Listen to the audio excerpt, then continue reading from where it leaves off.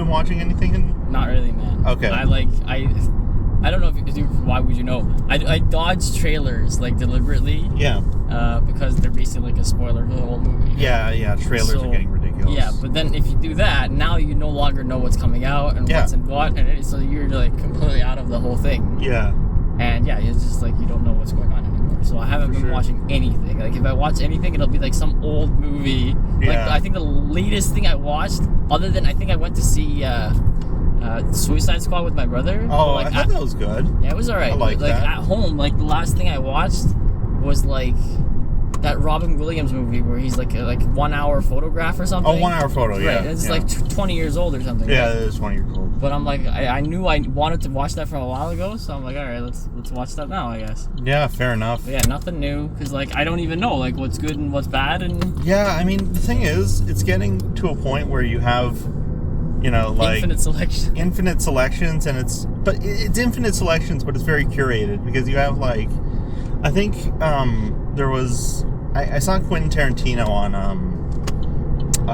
Bill Maher. Okay. And I'm not always huge on Bill Maher, but I like some of the stuff. Like his documentary Religious is cool. Okay. I don't know if you've seen that documentary. I haven't. No. It's pretty cool. I don't think I have. But either way, he was talking to Quentin Tarantino, and he was saying that you know, the two kind of movies that come out are like the Oscar bait virtue signal sort of movies and superhero movies. I see. And it's like, you know, it's, I don't know, I'm not exactly like as into the whole, you know, anti-social justice thing that you know, that Bill Maher's sort of, like, his show was called Politically Incorrect, so he obviously is very much against like sort of modern okay, my question to you is culture, I guess. Like I know that the Oscar bait thing that you mentioned is a real thing, but I don't know what exactly it is. So like if you were to put together an Oscar bait movie, what would be the formula for something? Okay. All right. So first of all, the movie's got to be like about some sort of touchy issue. Okay. So think about, but it can't tackle it in a really authentic way. Like think about what's won Best Picture over the past couple of years. I don't know. Okay. So Parasite, that's a different story. That was a Korean movie, and I thought that was really good. Okay. But that was sort of like an exception. The year before, it was Green Book. Okay. And Green Book is a touchy issue. It's a movie about racism, but it tackles it in a really superficial way. Like, you know, white guy takes a black guy in his car to go through the Deep South in the 60s during the Civil Rights Movement. And, you know, all's good by the end, and they've solved racism. And I don't know, I thought it was very, like, the performances were good. Mahershala Ali was in it, and he was great. But it's like, the movie itself, I don't know. Like, that's a very Oscar bait sort of movie, and it's directed by the fucking guy who did Dumb and Dumber. So it's like, but here's the question: it's like you're saying it has to touch upon a touchy subject, but you know, not attack it directly. So I could argue like Django Unchained fits that narrative. No, Django Unchained is too. I'd say Django Unchained is a little too violent to be that, and it's too revisionist. You know. Okay. Like the thing about Inglourious Bastards is another example of that, right? Because like. Right. Of being too revisionist, because Tarantino tackles these issues that are obviously very touchy and, you know, historically important. Okay. But he does so in a way that, you know, becomes stylistic. Because with these Oscar movies, with these sort of Oscar bait, kind of like complete superficial movies, they have to actually, how can I say this? They follow a certain formula that Tarantino doesn't really apply to. You know, like he has a lot of violence. He's in his own. Yeah, he does his own thing, and that's why he's great. But like, he basically makes these movies with extreme violence, which the Oscars typically don't like when you have stylized violence. Right. He makes movies that sort of go closer to horror in certain aspects. You know, like, or just like genre sort of filmmaking, because, you know, Inglourious Bastards has elements, or Django Unchained, they have elements of being movies that could win Oscars. I mean, fucking Christoph Waltz won an Oscar for both movies. Right. But it's always for like some external thing, like best actor, best like cinema. Yeah, exactly. It's never the main thing. It's never Best Picture. I don't think Tarantino will ever win a Best Picture, because like his movies are too against the grain for what the Oscars typically go for. And but even like outside of Tarantino, like I'm just asking, why is it like it seems like a recurring event where the Oscar-worthy movies or even the nominees are not necessarily movies that people were watching that year. Yeah, that's oftentimes true. you'll find the out about these movies at the Oscars. Like, fuck, all right, maybe I should watch this. That's sort of interesting because I remember there was a thing going on that they canceled where they were going to have it was going to be like a people's choice of the Best Picture winner and then the Best Picture winner. And I think that was stupid. That sounds pretty stupid just on the surface, right? Stupid, yeah, but like... It's literally like there's a bunch of elites who have a different opinion of what a good movie is than everybody else. But at the same time, it's like, let's just say you... Like, the movies that were nominated for Oscars are completely like... the movies everyone's seen, it would just be fucking superhero movies.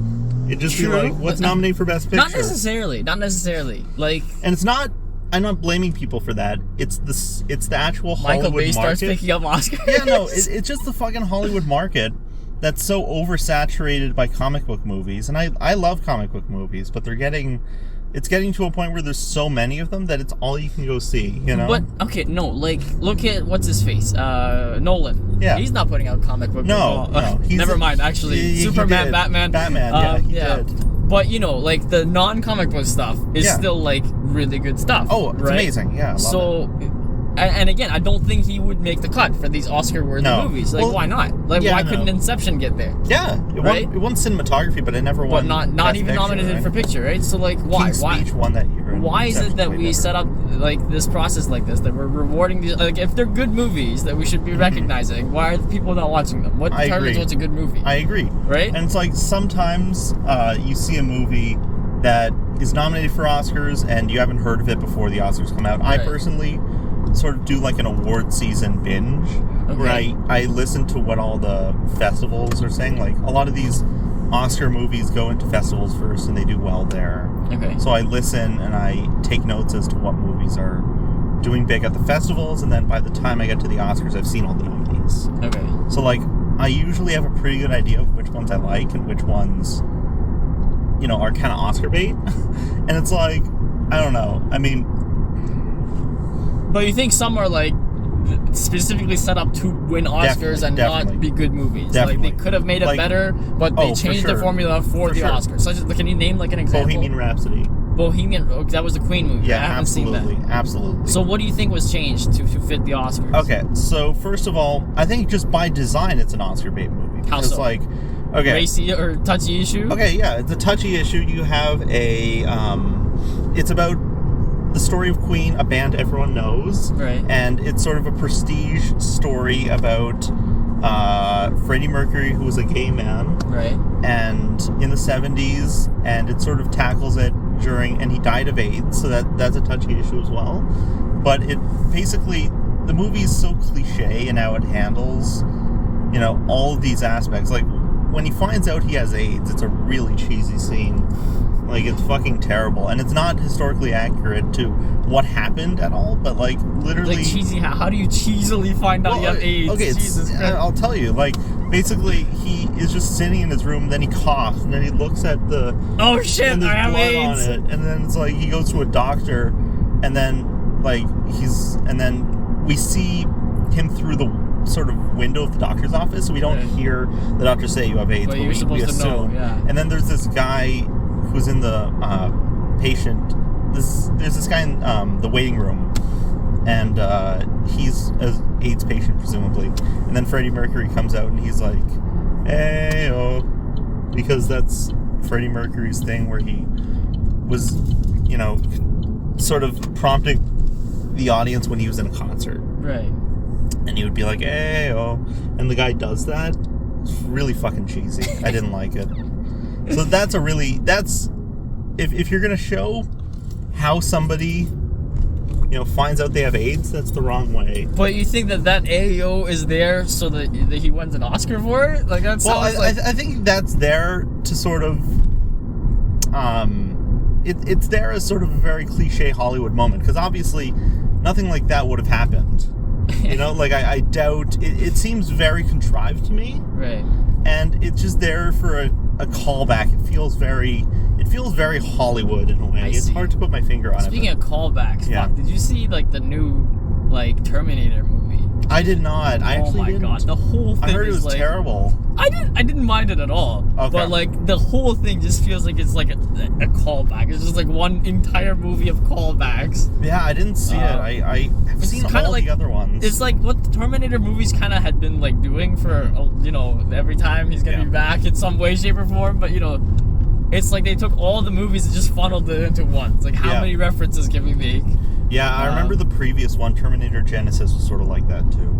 But Genesis doesn't have Arnold in it, so it's not as much, right? No, it had Arnold. Am I thinking? Had Arnold. Yeah, okay, Salvation. I'm thinking of Salvation. Yeah, Salvation did not have Arnold. Yeah, you're right. Salvation. No, but it gets worse than Genesis. It gets much worse. Yeah. Oh, in terms I did not like Genesis. But if you're like someone who grew up with Terminator or whatever, you'll love it. You're like, oh man, there's another. Yeah, I know it has Sarah Connor. Yeah. But it's like, I don't know. At a certain point, I'm getting tired of these soft reboots because it started with like Jurassic World and Star Wars: The Force Awakens and shit. I think the Jurassic ones have been okay. I like I think they're like, I'm hooked now to a certain extent. I like the second one. One wasn't too bad. I like the ending because that was an interesting direction with the fucking. And I think it kind of makes sense given like how much technology has improved since then. Yeah. Right. Whereas some of this shit doesn't. Like some of the reboots, like the famous one is like probably the Spider-Man one. Right? There's like 4 different Spider-Man, and now they're just like in meme form. Now there's a whole universe of them. It's like fuck it, we don't need to tie this shit together. Potentially we'll have 3 Spider-Men in one movie. Who knows? But that's just one example of where they somehow fixed the shit show. Yeah. Whereas another case is like Fantastic Four. Like I think they're going into the 3rd rendition, if I'm not wrong, where they just completely gave up. Yeah, they're going into the 3rd one. There you go. So it'll be. I don't know when that's coming out, but I don't know why. Like, if it's not working, do something else. Like, there's endless superheroes to pick from, right? Oh yeah. If it is working, like, why are you? These properties are just they're switching hands almost because like, with Fantastic Four, I think the first movie was 20th Century Fox, right? And then the second movie was Sony, and now Disney's doing the new one because they bought out Fox. Well, luckily. Disney's gonna monopolize everything soon, and then you won't have any of these problems. We won't have any problems. You'll just have Disney princesses everywhere. Disney will absorb all movies, like, it's ridiculous. But it's pretty sick. I don't know. I mean, getting back to the sort of Oscar bait thing, I've been thinking about it because it's hard to put your finger on, but like, once again, touchy subject that is sort of relevant. Like, I remember there was another one. Steven Spielberg movie. I like Steven Spielberg.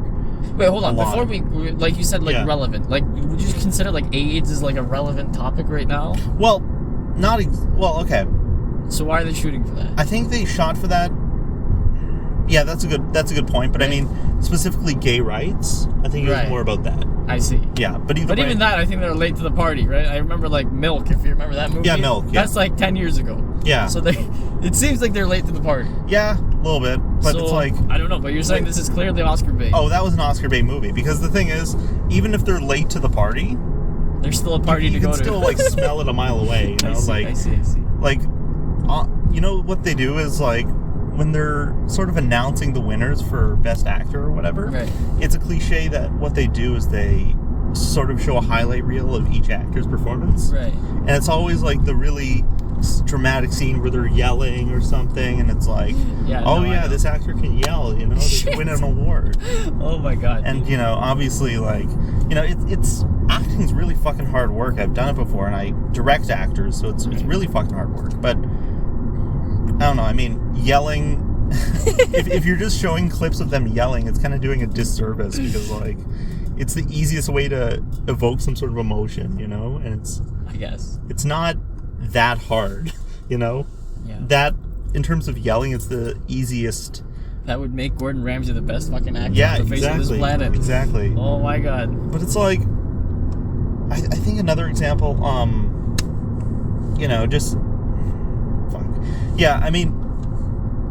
Okay, so here's my question, is how do we get out of this? This is obviously not good. I don't think that's even debatable. Like, we can't be just shooting Michael Bay explosions and Oscar bait, SJW stuff. So, how do we get out? How do we go back to something decent, like... I don't know, what's a decent movie? Okay, so... It's a decent movie in the comment section. Decent movie that won Best... Okay, yeah, so let's I don't know. I mean, I think it's always sort of been this way where, especially over the last, like, 20 years where movies have done this. But, I mean, last great Best Picture winner I can think of was, like, I don't know, I really like Birdman or Shape of Water. Birdman? Okay. Birdman was great, yeah. Okay. That won Best Picture, and that was a really ballsy one, because I thought that movie was terrific, and it was not like a movie that was Oscar-baity in the sense that it was touching on an issue, but doing it in a really superficial way, and, making it really palatable to, just... I'm just wondering right now if they cast Bob Saget in Birdman. That would have made sense, but never mind. Did you see Birdman? I did, yeah. Yeah. Did you like it? It was alright. Like, I don't remember much from it because, again, that's super old, which is surprising. 2014, yeah. Right? So that if you have to dig back 8 years to name a decent movie that won an Oscar, that's clearly a problem there. Yeah. That's... Again, the entire point of this thing is to highlight good movies. And if there's hundreds of movies coming out every year and you're pointing out all the bullshit ones... Yeah, no. What the fuck are we doing here? Most of them are bullshit, Like, it's unfortunate because you have some really good nominees, Like, I think, last year was Nomadland. Right. Nomadland was pretty cool. Wasn't amazing, but I like Chloe Zhao, the director. Okay. And I look forward to seeing more from her. She's doing the new Marvel movie Eternals, which is one of the ones I think is going to be good. But, like, I don't know, it's just another superhero movie. Yeah, We'll see what happens. It's interesting because... I enjoy comic book movies as much as the next guy once again, but like, I'm just getting worried about everything being so oversaturated by it. And it's either Marvel universe. Yeah, exactly. It's either that, and then everyone's trying to compete with that. You have the Conjuring universe, The Conjuring. I guess I know about that. It's a Conjuring universe because they have like Annabelle, they have the Nun. It's a whole trilogy of Annabelle movies that are separate from the Conjuring trilogy. And then you have to like watch all of them. Like, exactly. It's like the iPhone. You just gotta yeah. Oh my god. It's like the Marvel ones, man. At some point, like I just gave up. I haven't seen like the last like 3 or 4 or anything. Yeah. Like, you know what? Fuck it, man. I don't care. It's because Disney is now like they're really pushing for Disney Plus, obviously. Right. So and I have Disney Plus. I watch the Marvel shows, and I think they've been pretty decent for the most part. But what they've done is they have these shows like WandaVision, Falcon, Winter Soldier, Loki, which are necessary as the movies that come out in theaters. So basically, they're forcing the audience. What do you mean necessary? Like you can't see the movies in theaters without having seen the shows. And these are shows. Like, they're not movies. Yeah. Okay. So like they're treating them like movies, but long movies on Disney Plus that you have to pay the subscription for. So like they're basically they've got people who want to actually follow the MCU and the cinematic universe correctly. They've got them by the balls, that's sort of the... And this is not going to stop here, right? No. Because they are now, conglomerating all this power and influence, right? Yeah. So wherever they take this is now the next thing you have to be... Now we're, breeding potatoes. Yeah. Right? That's literally what it is, because... Netflix and chill now becomes a job. Yeah. Right? Like... Yeah. You have to keep up, otherwise you're behind. Exactly. I'm having a hard time keeping up with a lot of the... Because, there's a big difference, I guess, between what I consider like, when people use the word content, it sort of bothers me. Right. Because it basically boils down an art form. And it's an entertainment, but it's also an art form. Right. And it boils that down to something that's very, quantifiable. And it's like, okay, if we have this amount of content on this streaming service, people will consume it. It's just something to be consumed. I wish that was true, man. I can tell you from personal experience, no matter how much content you put out there, people will not necessarily consume it. Yeah, but like, honestly... Unless you have millions of dollars advertising it to people, Yeah. You got them by the balls. But like, honestly, they have... everyone consumes at least a little bit of content from, somewhere. From any streaming service that you have, or if you fucking pirate, it's like... Yeah. It's... I don't know. And the word content really, to me, kind of cheapens the whole process of filmmaking and of movies as sort of a medium. Wait, what do you mean? I'm actually a little confused now about this like content thing that you... Yeah, so basically... It seems like you're actually upset about this. I am upset about this term content. I am upset about As a content creator, I take a little bit of offense to this. Okay. I'm only actually, sort of irked with the term when specifically movies and sort of film as an art form and as a medium is sort of reduced to content and it's all put under the same umbrella. Okay. Because I think, I don't know. I mean, it's sort of, because YouTube videos... Like, define content. Okay, content, I guess if we're going by the definition of it, it's like, entertainment to be consumed. And movies are not that. Well, okay. If we're going by the strict definition, yes. Yes. But I think movies should be more than something to be consumed. It should be something that sticks with you, Okay. If it's to be consumed... I can tell you some of the shit I film in this car definitely sticks with me. Yeah. Maybe harder than some of the movies I've watched. Yeah. But I wouldn't say that it necessarily is more than content. It's just content. But I don't know. Maybe it is more than content. Maybe there's I think story content, there somewhere. Yeah, exactly. I think content in general cheapens the effect of everything. It makes it seem like... But if you're doing the opposite of saying, okay, this isn't just content, this is a movie or something, now you get the opposite effect of now you're giving prestige to something that doesn't necessarily deserve it. Like, is The Room content, or is it, Yeah, I get what you're saying. I mean, honestly, I'd say The Room's not content. That's a movie. It's a terrible movie, but it's not content. Why isn't it content?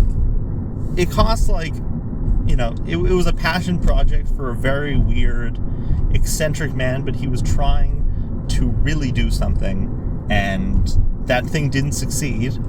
But I think it succeeded, man. You know how many times this movie's played over and placed? It didn't succeed in the way he intended. I guess. But it succeeded in general. A way, yes. It succeeded in the way he didn't intend, and he's ran with it at this point, because now he's saying that The Room was meant to be a comedy when it wasn't. I've read the book, oh my god, dude. It was definitely not meant to be a comedy. So content's a very that's a very tricky issue, but in general, I think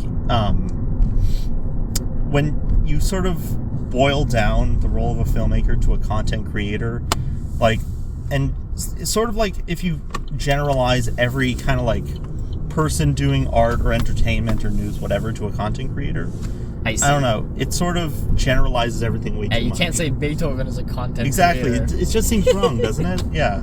I don't know. I don't know. It really depends. I feel like that title, that prestige that you want with that guy's name or whatever, I think that comes with, the quality of what they produce. Yeah. Right? I don't look at, Christopher Nolan as a content creator. Yeah, exactly. I look at him as one of the best directors of our lifetime. Exactly. Right? And he hasn't done that by sticking that title in front of his movies. No. That's just here's my movie, go watch it, and then form your opinion of it. Exactly. Right? So I don't think... you have to earn the title, I guess. Yeah, I don't think you have to, think about labels too much, man. Labels are, they're there to piss people off. That's basically what a label is. Yeah. Content creator, I mean, to me it just represents sort of a view that, a lot of streaming services and sort of the modern film industry is taking, that, movies in general are just things that, are to be consumed quickly, and it's a very cynical sort of business move. And I get that. I don't know about these consumed quickly. You're telling me that these guys are giving you 3-hour movies that you have to watch that you can't understand unless you watch the several hours of backstory on their streaming service. But the that thing doesn't sound quick, man. But what about binging, right? People binge these whole things and I guess get through it in a night. Still not quick. Your whole night is gone. Quickly, relatively. You know? Yeah. I don't know. Relative to what? Relative to the amount of time you spend watching or doing other things in general, what? Right? I don't agree with this. I'm actually going to press down on this because fine. Yeah. Okay, so let's just say you spend, I don't know, how long does it take? Let's just say somebody's a reader. How long does it take for them to read a book? I have no idea. I'm not a fucking reader. Okay, if somebody's gonna read a book, let's just say it takes them a month to get through. 2 months to get through this big novel, like a Stephen King novel. Okay, sure. That's 600 pages or some shit. All right. And then... I'm just going to park here if you don't care. Yeah, that's fine. Like, I'm done spinning around. Okay. So, yeah, there's that. And comparatively, a show, let's just say somebody's binging WandaVision. You don't mind. And no, that's all good. Okay. And then Falcon and the Winter Soldier. Okay. WandaVision is about... Let's see. I'm going to say WandaVision's about, like, 6 hours. The whole thing? Yeah. Okay. And then 3 movies Falcon and the Winter Soldier is about the same. Okay. So that's 12 hours of back content for what? Is it like a specific movie that you have to watch? Yeah, like you need this to watch? Well, okay, let's just say, yeah, for example, Black Widow. Did you see Black Widow? Not yet. Okay. So I need the other two to see Black You need Widow. at least Falcon and the Winter Soldier to see Black Widow for the post-credit scene. Okay. Well, good to know. Now I don't have to watch either one. Exactly. So it's Sweet. like, basically... My brother almost took me to the theater to see Black Widow. Yeah, so I would have been like confused, spoiled, and... Yeah. Okay. But either way, it's like, you know... okay, what I was saying was, if somebody's taking like 2 months to get through a 700-page book, and then somebody's comparatively taking 2 days to get through fucking Falcon and the Winter Soldier and WandaVision, you know... They've taken in a lot more content. Yeah, exactly. That's what I'm saying. Well, that's the same argument, like, I've always made for, like, books versus movies, right? But there's always going to be the people who prefer the book. Yeah, no, but in general, it's like, people are consuming, you know... sort of like, I guess, visual content, which is like film, television, whatever, in a much quicker time span than they are consuming anything else, you know? Yes and no, but here's the thing. I feel like you are saying it's quicker, sure, but the thing is, like, again, going back to the difference between book and a movie, right? Yeah. People would have chosen the book, but because they think there's more in there, right? Yeah. Then you can consume in the movie. Yeah. Whereas you're saying, like, at this point, if you were to choose the movie, Yeah. it's no longer the quick form because you need that extra bit that you would have been skipping in a book. Yeah. And you just need to see it now, which is, like, perhaps worse because, like, now you can't even do it in your car or at the office or whatever. It has to be like I'm potatoing here. Yeah, I get what you're saying. And this is happening now. Yeah. Right? Yeah. And not only that, we're paying, you know, however, $8.99 or whatever it is. Mm-hmm. Yeah, I don't know. I mean, I think in general, it's tricky because you don't want to, if we're talking about like content versus, you know, movies or as an art form or an entertainment or a medium, it's hard not to sound pretentious talking about it. Right. But like, honestly, I do think it sort of cheapens the effect. And once again, it reduces the role of an audience to somebody mindlessly watching and consuming something and forgetting about it. Okay, but here's the problem. I think you're going back to where this conversation started. Yeah. You have now set up a system in which making trash movies is encouraged. Yeah. So now to sit here and say, like, these people who make these movies should be given the prestige that they deserve, even though we know they're making trash. I just think movies in general should be, because if everyone's making trash movies and it's all considered content, then the people making good movies are going to be lumped in with that, right? So it's like, I just think film as a medium deserves better than that. Okay, you know? But again, back to my question: how do we create a different system where this stops happening, or at least there's some sort of reward for the people who actually make good movies? All right. So where do we give the DiCaprios of the world all the Oscars? Yeah. Okay. So I guess in a perfect world where you could you know, have good movies rewarded by the Academy, by whatever, like if actual fucking, like, Inception's winning Best Picture, right? If, you know, like, if you have sort of the movie that deserves it, or even if you disagree with it, a movie that you could see has a lot of, you know, actual merit to it winning Best Picture. Right. You know, I guess that's a really tricky thing. I think one of the biggest issues is that a lot of the people who vote on the Academy Awards don't actually watch the movies. I'm serious. They just watch the advertising. So then it's a war of advertising. Like, and they watch the ads for the Oscars, or like not the trailers, obviously. A lot of these Oscar voters don't have the time to watch all the movies. So what they do is they go by who has the best marketing and who is marketing, you know, how important this movie is, how good it is, and then they vote for it based off of that. Wait, but like, It's an issue of hype. But the thing is, like, I thought a lot of these movies that get nominated, they're not even recognized before they get to the Oscars. So where is that? Is it like strictly advertising to get to the Oscars? The nomination. Like, they don't even bother advertising. The nominations is something else, but I'm talking about when somebody actually gets chosen for Best Picture. You're saying the one that gets chosen is also not watched. Oftentimes. What the fuck is the point of this entire establishment? Exactly. It's bullshit. So is that why people are no longer watching? Like, I told you I don't like. Yeah, it's a bunch of bullshit. Like, honestly, I watch it, but it's almost like reading the National Enquirer. You know, I do it. I don't do that. No, I'm not saying I read the National Enquirer, but I'm saying it's sort of like somebody who does that. You recognize that it's bullshit, but you do it because it's entertaining and because. Is it? I don't know. Is there nothing more entertaining you can do with your time than to watch that thing at that time? I assure you, go watch Ricky Gervais at the Golden Globes from any year just wreck people. Yeah. That's more entertaining, right? Than whatever the thing. It is funny. I like when Ricky Gervais did right? that, And you can watch that 10 times over and just not watch the Oscars. But you do it anyway, so why? Why is it that you click on the thing? Why is it that I watch the Oscars? Yeah, you can just get the Wikipedia like 10 minutes later, right? That's what I do if I like back when I cared. Yeah, that's a very good question. Honestly, I just watch it because I like to keep. I don't know. It's funny because the movie makers are making Oscar bait, and you're being Oscar baited by the Oscars. I guess. I know. There's two different. It's like I recognize that it's bullshit, but I watch it because I've always watched it. It's a tradition, and then that's an appeal to tradition, I guess. But like, true conservative guy here. Watch the Oscars, folks. No thanks. But like, either way, I watch it partly just because I don't know.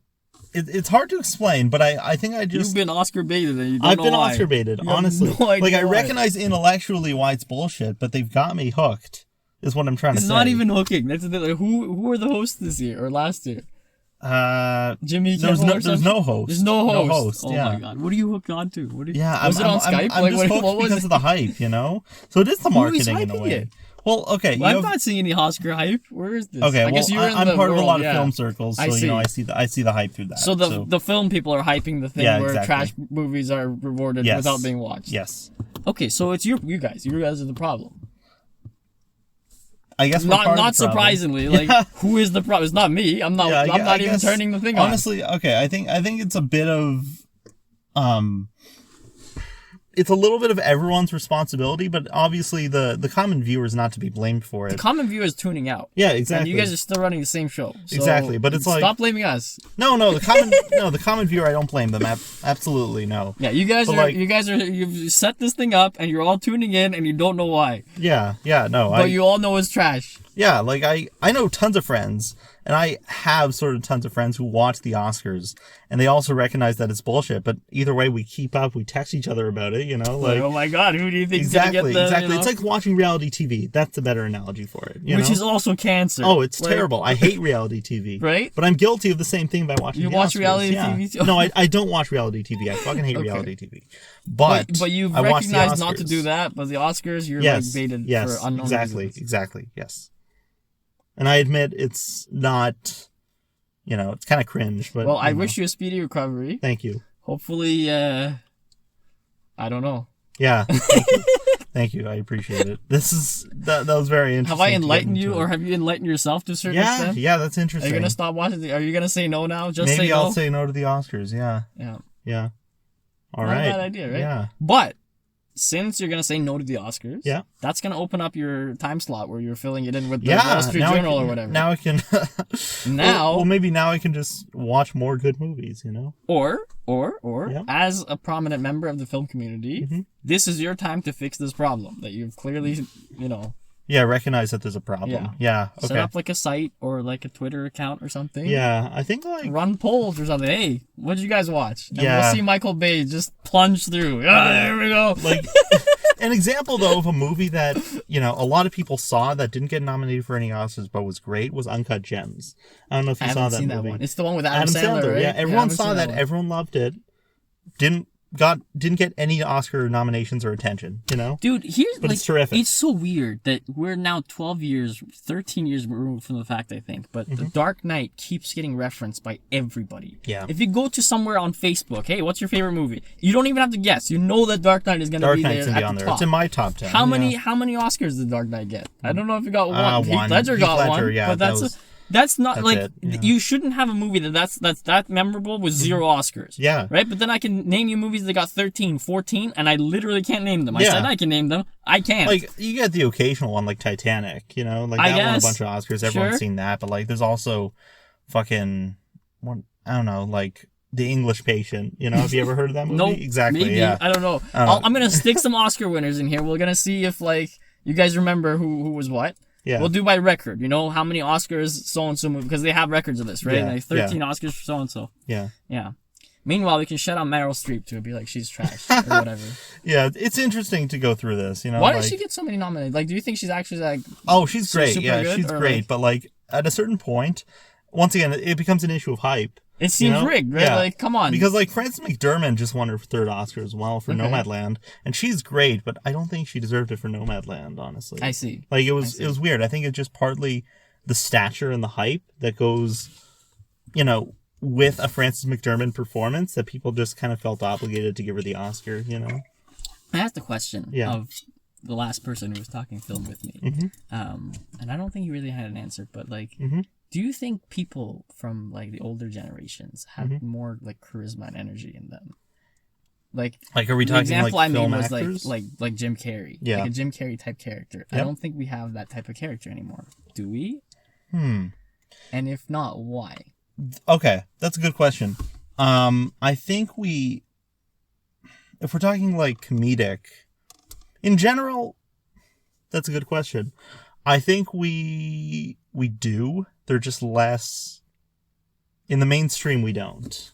So is there someone, like, on the outskirts being nuts? Or, like, what? Like, in terms of... I don't know of somebody who exactly has the Jim Carrey...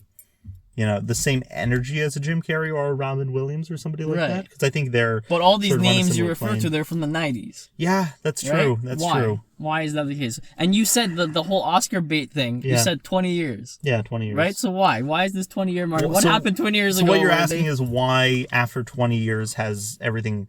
You know, like, I didn't say this. I'm just inferring from I'm putting some puzzle pieces together. Okay, it looks like something happened 20 years ago where movies went to shit. Okay, well, and it wasn't Disney Plus because that wasn't around. No. It wasn't Netflix either, folks. Yeah, Blockbuster was still running. So yeah, I think who are we to blame for this?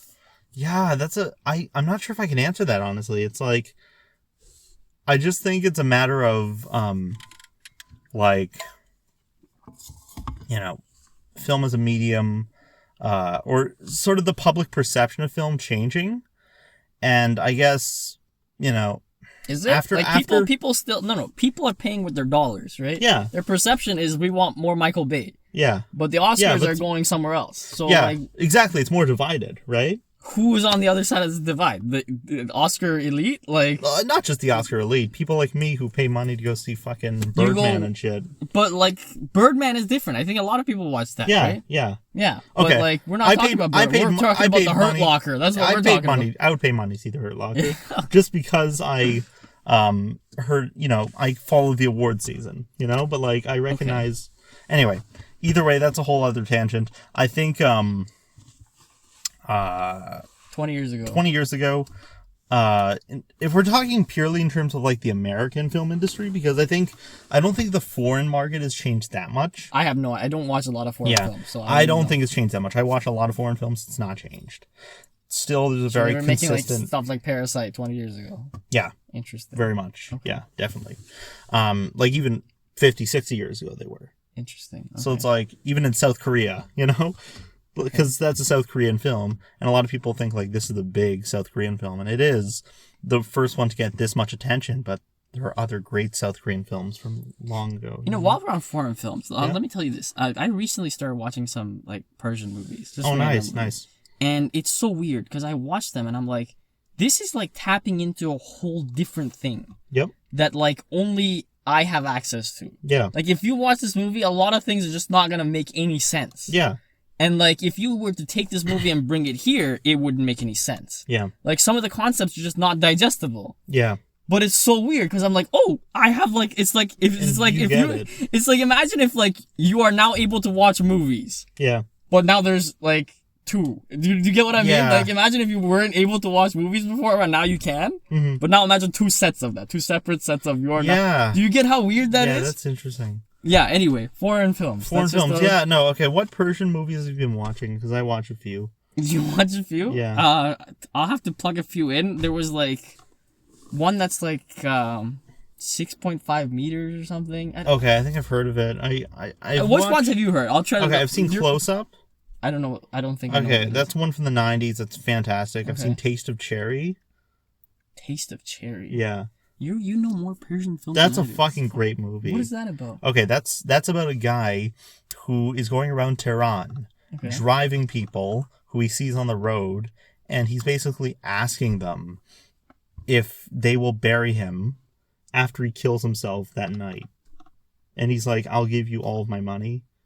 I'm going to kill myself. I want you to bury me under a tree. Taste of Cherry. This is from the 90s. Yes. It's fucking amazing. I guess I know what I'm watching. It's an amazing movie. It's so good. But see, like, but it's actually you get beautiful. it to a certain extent, but like, I'm sure, I see how it's like the concept of burial is like super important. I'm sure you'd get it a lot more than I would, because obviously the cultural aspect, I don't, have that context. But like, and there's also subtitles, right? Like subtitles diminish the movie by quite a bit. and you can understand Farsi, so like, that'll be a whole different thing to actually hear it in the native language and understand, the dialogue fully, Yeah.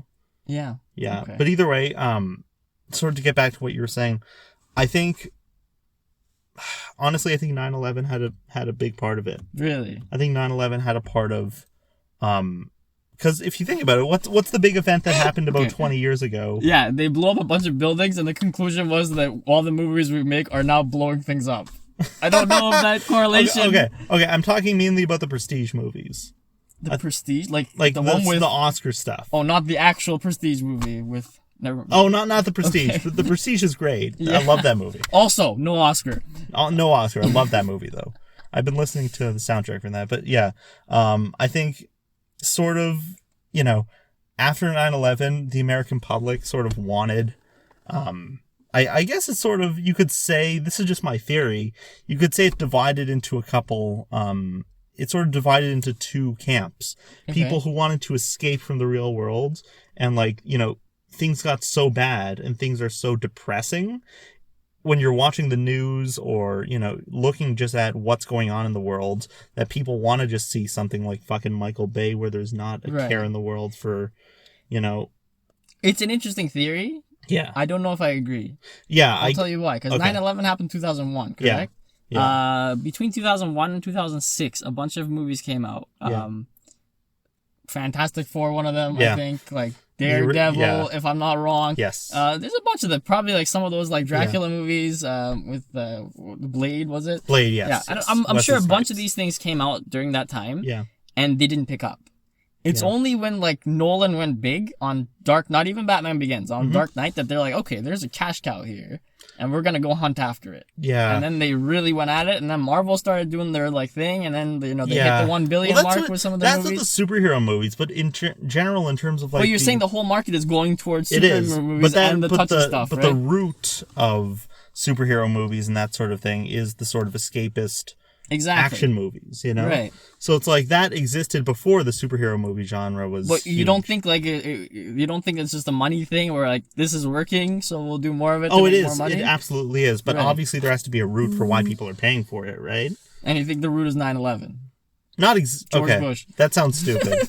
That sounds stupid when you say it like that. I know. I always like take it to the extreme, Yeah, but like, yeah, it sounds a little stupid when you say it like that. But like, I think in general, the whole divide, especially though in terms of the types of movies that win Best Picture, people want to see something very timely, something that reflects positively on American culture. Usually these Oscar bait movies are very, they touch on issues that America's had, like whether that be slavery, gay rights, whatever. Okay, so but it always ends in a positive way that makes you feel like, oh, we're done with those issues. We're better now. I see. But so you're saying the country divided into after 9/11. One being like we want to see Michael Bay explosions, and the other ones they want to see the touchy shit, pointing out things wrong with the country, but it all turns out well at the end. Yeah.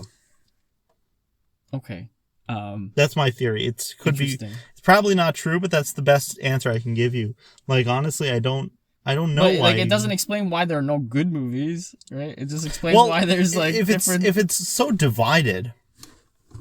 And somewhere in these two camps, there's got to be good movie makers. Well, there are good movie makers. It's just few and far between. Okay, but like, where does the Nolans of the world fall in there?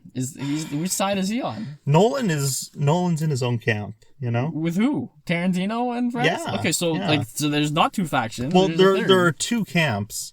But then you have people who transcend that, like Nolan, Tarantino, But where are they? Like, transcending to what? There has to be a place they're going. I don't know. To me, they're just outside of that realm, The honorary Oscar winners. They're just outside of that realm because people from both camps see them, So how do you get yourself to be in that outside realm? Yeah, as a filmmaker, yeah, no, I think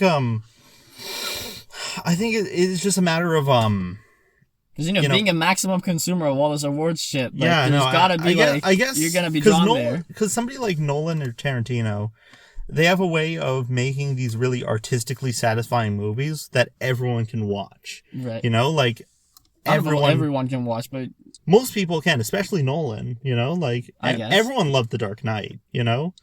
Like literally everyone loved The Dark Knight. I guess most people I know love The Dark Knight. Exactly. But I don't know of a single I know one person who doesn't like The Dark Knight, but anyway. Fuck that person. Yeah, exactly.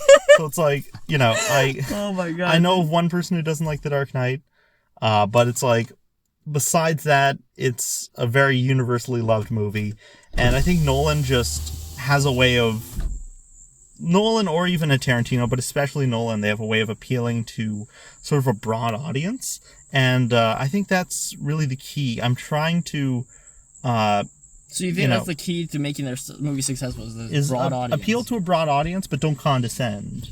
I see. Because if a movie's completely condescending to an audience and it's like, we're just going to have explosions, we're going to have a stupid, contrived story, whatever. I mean... Hey, Nolan has explosions. He does, but it's all backed up by some very thoughtful storytelling, I guess. So it's like it all has a purpose, but if Michael Bay's like, let's blow another one up. Exactly. So it's like, I think, it's hard to say, but I think in general, that's sort of the key. I'm really trying to, make movies that anybody can enjoy, but movies where I trust the audience's intelligence. I see. Yeah, that's sort of my goal. So you're not playing for the, like... We're not going to make any examples of movies that are made for dumb people. We'll leave it at Well, okay. The Dark Knight, that's a movie that anybody can watch. It's a smart movie. Right.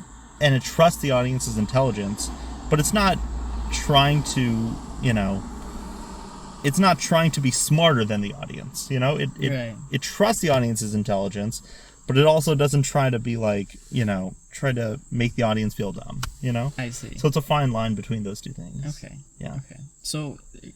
We mentioned Tarantino. Like you heard that he wants to retire, right? Yeah. What do you think about that? I don't like know how old he is. But he's my mom's age. He's fucking 57. Yeah. Okay. So what do you think about this? You don't like it, but like. The thing is, you don't see yourself ever doing that. Asking a 20-year-old. I get it. That why he wants to retire and everything, because I think what he said is that he's done his bit. Yeah, he's done his bit. I think he gave the analogy of like boxing. He said that a boxer... But it's a very bad analogy. Yeah, he said a boxer has his time. CV. Yeah, exactly. He said a boxer has his time, and he feels like he's still in his prime, and then he's going to leave once he's out of his prime, Yeah, but again, there's like... It's a bad physical analogy. prime is a literal thing. I agree. So for some reason, though, he equates your physical prime to your artistic prime, Yeah, and it is true to a certain extent, like...